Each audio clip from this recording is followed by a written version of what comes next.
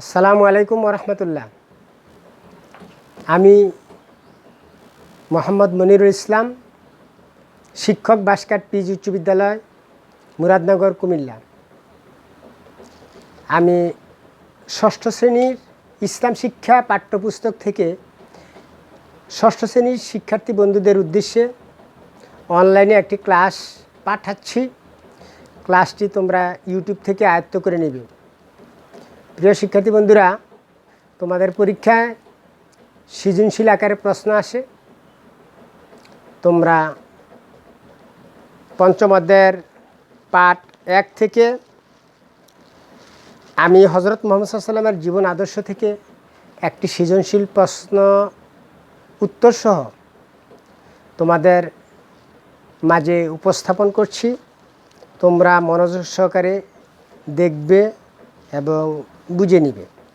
প্রিয় শিক্ষার্থী বন্ধুরা, তোমাদের পঞ্চম অধ্যায়ের পাঠ 1 হযরত মুহাম্মদ সাল্লাল্লাহু আলাইহি ওয়াসাল্লামের জীবন আদর্শ থেকে প্রশ্ন এভাবে আসবে তোমাদের পাঠ্যপুস্তকের 99 পৃষ্ঠায়। তোমরা জানো একটা প্রশ্ন 10 নম্বরের থাকে। 10 নম্বর থেকে আবার 4টা প্রশ্ন থাকে, ক, খ, গ, ঘ। ক হলো জ্ঞানমূলক, খ হলো তোমার অনুধাবনে, গ প্রয়োগে, গহ উচ্চতর দক্ষতায়। কয়ে থাকে 1 নম্বর, খয়ে 2 নম্বর, গ প্রশ্নে তোমাদের 3 নম্বর থাকে, গহ 4 নম্বর। এভাবে একটা প্রশ্নের মধ্যে তোমার 10 নম্বর থাকে। 5টি প্রশ্নের উত্তর তোমাদেরকে দিতে হবে। আমি আজকে পঞ্চম অধ্যায় থেকে তোমাদেরকে একটি ক্লাস উপহার দিচ্ছি। তোমরা ক্লাসটা আয়ত্ত করে নেবে। শিক্ষার্থী বন্ধুরা, তোমাদের জ্ঞানমূলক প্রশ্ন এই অধ্যায় থেকে, এই পাঠ থেকে এভাবে থাকবে যে আমাদের নবী হযরত মুহাম্মদ সাল্লাল্লাহু আলাইহি ওয়াসাল্লাম কত খ্রিস্টাব্দে জন্মলাভ করেন। তোমরা পরীক্ষায় লিখবে আমাদের নবী হযরত মুহাম্মদ সাল্লাল্লাহু আলাইহি ওয়াসাল্লাম 570 খ্রিস্টাব্দে 20শে এপ্রিল রবিউল আউয়াল মাসের 12 তারিখ সোমবার মক্কা শরীফ জন্মলাভ করেন। প্রিয় শিক্ষার্থী বন্ধুরা, তোমাদের প্রশ্নে খ অনুধাবনে থাকবে মুহাম্মদ সাল্লাল্লাহু আলাইহি ওয়াসাল্লামের পরিচয় লেখ। তোমরা নবী মুহাম্মদুর রাসূলুল্লাহ সাল্লাল্লাহু আলাইহি ওয়াসাল্লামের পরিচয় লিখবে। আমাদের নবী হযরত মুহাম্মদ সাল্লাল্লাহু আলাইহি সাল্লাম হলেন সর্বশ্রেষ্ঠ নবী এবং রাসূল। তিনি শেষ নবী, তারপর আর কোনো নবী পৃথিবীতে আসবেন না। তিনি 570 খ্রিস্টাব্দে মক্কার কুরাইশ বংশে জন্মলাভ করেন। তার পিতার নাম আব্দুল্লাহ, তার মাতার নাম আমিনা। তিনি মার গর্ভে থাকা অবস্থায় তার পিতা আব্দুল্লাহ মৃত্যুবরণ করেন। জন্মগ্রহণের পর তার নাম রাখা হয় মুহাম্মদ ও আহমদ। প্রিয় শিক্ষার্থী বন্ধুরা,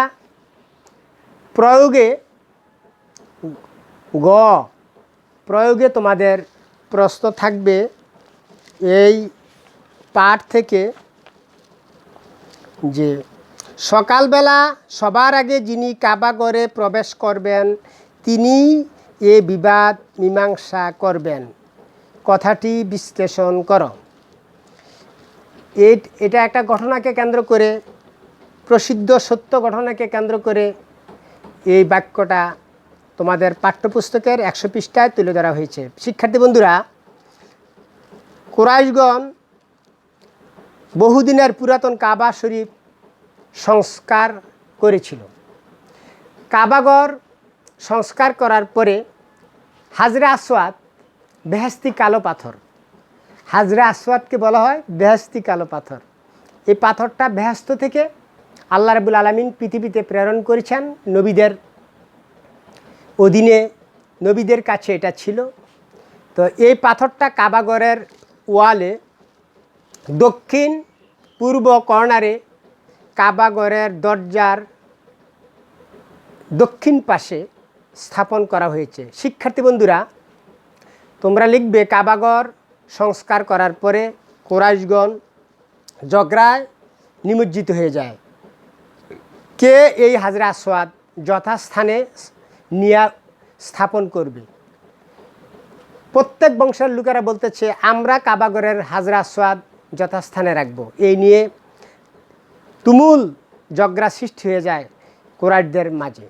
তাদের মধ্যে বহু গোত্র ছিল, গোত্রের লোকেরা তারা চিন্তা ভাবনা করলো আমাদের গোত্রের লোকেরা যদি এই কাবাগরের হাজরা আসওয়াদ যথাস্থানে স্থাপন করি তাহলে আমরা চিরদিনের জন্যে সম্মানিত হব, আমাদের সুনাম থাকবে, আমরা বিশ্ববাসীর নিকট পরিচিত হব। এই প্রত্যাশায় সকলে কাবাগরের হাজরা আসওয়াদ স্থাপন করার ব্যাপারে ঝগড়া সৃষ্টি করলো, কার আগে কী করবে। এরপরে তারা হজরত মুহাম্মদ সাল্লাল্লাহু আলাইহি ওয়াসাল্লামের নিকট আসলো। আসার পরে মুহাম্মদ সাল্লাল্লাহু আলাইহি ওয়াসাল্লাম ছিলেন আল আমিন, শ্রেষ্ঠ নবী। তিনি হলেন শান্তির প্রতীক। তিনি যেখানে যাইতেন সেখানেই তিনি শান্তি প্রতিষ্ঠা করতেন। তিনি হলেন রাহমাতুল্লিল আলামিন, বিশ্ববাসীর জন্য রহমত স্বরূপ, শান্তি স্বরূপ। তিনি সবসময় শান্তির কাজ করতেন, বিশৃঙ্খলাকে তিনি শৃঙ্খলায় ফিরিয়ে আনতেন। তখন মুহাম্মদ সাল্লাল্লাহু আলাইহি ওয়াসাল্লাম তাদের পরামর্শ নিয়ে বললেন, যে ব্যক্তি সকালবেলায় সকলের আগে কাবাগরে উপস্থিত হবে সেই এর মীমাংসা দিবে। সমস্ত লোকেরা কুরাইশ বংশের মেনে নিল যে আমরাও এই কথা একমত যে এই কাবাগরে সকালবেলায় প্রত্যুষে সকলের আগে আসতে পারবে, সেই এই হাজরা আসওয়াদের সুষ্ঠু সমাধান দিবে। সকলে তো আর রাত্রেবেলায় ঘুমায় না, কে কার আগে আসবে।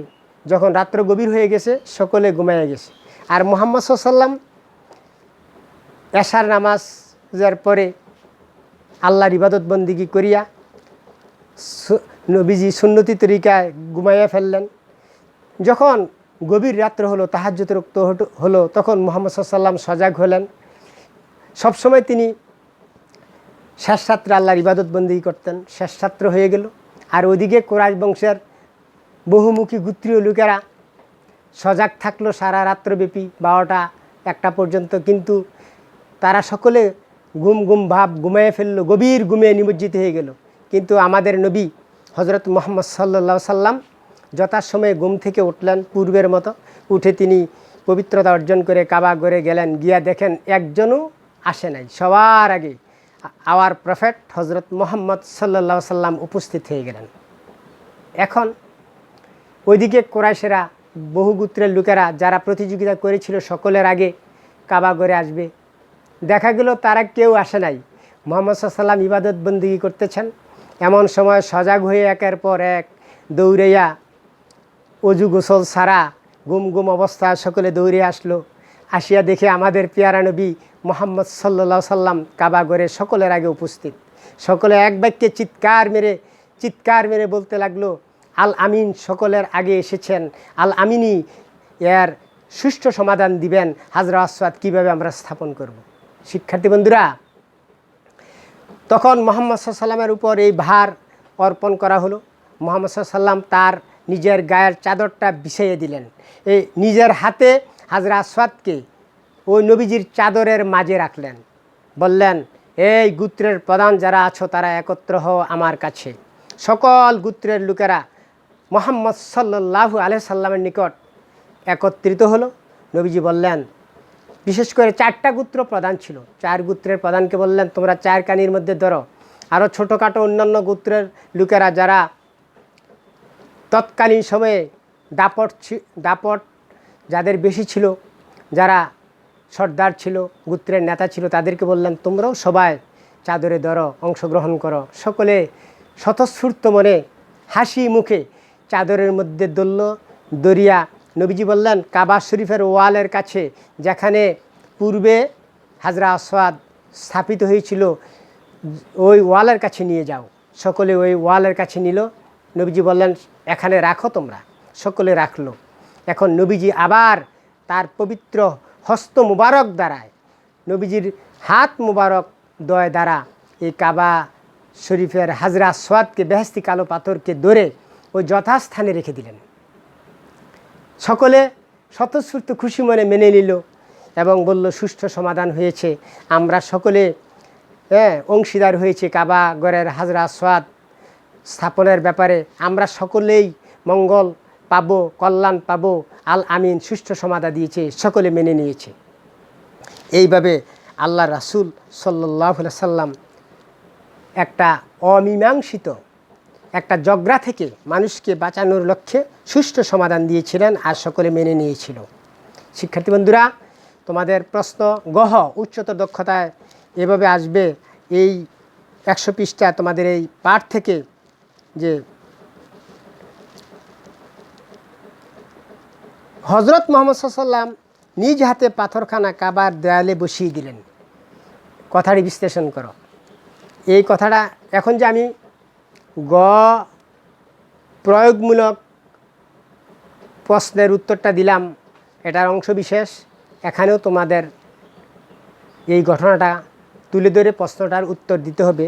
এইভাবে তোমরা দিবে যে কাবাগরের হাজরা আসওয়াদ স্থাপনের ব্যাপারে যখন মতনৈক্য সৃষ্টি হয়ে গেল, গোত্রের প্রধানরা বলল, এক এক গোত্রের প্রধানরা যে আমরা কাবাগরের হাজরা আসওয়াদ স্থাপন করব, আমরা স্থাপন করব, এই নিয়ে যখন গোলযোগ সৃষ্টি হয়ে গেল, তখন মুহাম্মদ সাল্লাল্লাহু আলাইহি সাল্লাম সমস্ত গোত্রের প্রধানদেরকে, বিশেষ করে 4 গোত্রের নেতাদেরকে 4 কোণায় ধরিয়ে এবং অন্যান্য গোত্রের নেতাদেরকেও বললেন, তোমরাও চাদরে ধরে অংশগ্রহণ করো এবং হাজরা আসওয়াদকে চাদরে করে কাবার ওয়ালের কাছে নিয়ে যাও।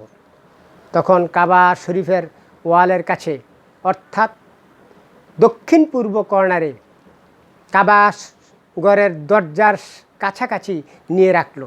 তখন আমাদের নবী, আওয়ার প্রফেট হজরত মুহাম্মদ সাল্লাল্লাহু আলাইহি সাল্লাম তার পবিত্র হস্ত মুবারক দয় দ্বারা এই হাজরা আসওয়াদকে, বেহেশতি কালো পাথরকে নিজে উঠিয়ে কাবা শরীফের ওয়ালে স্থাপন করলেন। সকলে বিনা দ্বিধায় হজরত মুহাম্মদ সাল্লাল্লাহু আলাইহি সাল্লামের পবিত্র হাত মুবারক হাজরা আসওয়াদে লাগার কারণে হাজরা আসওয়াদও ধন্য হয়ে গেল, সমস্ত গোত্রের নেতারাও ধন্য হয়ে গেল। সকলে এই অমীমাংসিত ঝগড়া, যেটা কোনো দিন মীমাংসা হওয়ার মতো ছিল না, এমন ঝগড়া যাদের মাঝে লিপ্ত ছিল, ওই ঝগড়াটাকে আল্লাহ রাসূল সাল্লাল্লাহু আলাইহি সাল্লাম মীমাংসা করে দিলেন। শিক্ষার্থী বন্ধুরা, তোমরা এভাবে প্রশ্নের উত্তর আয়ত্ত করে নেবে। তোমরা সুস্থ থাকো, ভালো থাকো। তোমরা ইউটিউব থেকে সকল প্রশ্নের উত্তরগুলি আয়ত্ত করে নিবে, এই প্রত্যাশা রেখে আজকের ক্লাস ক্ষান্ত করছি। আল্লাহ হাফেজ। আসসালামু আলাইকুম ওয়া রাহমাতুল্লাহ।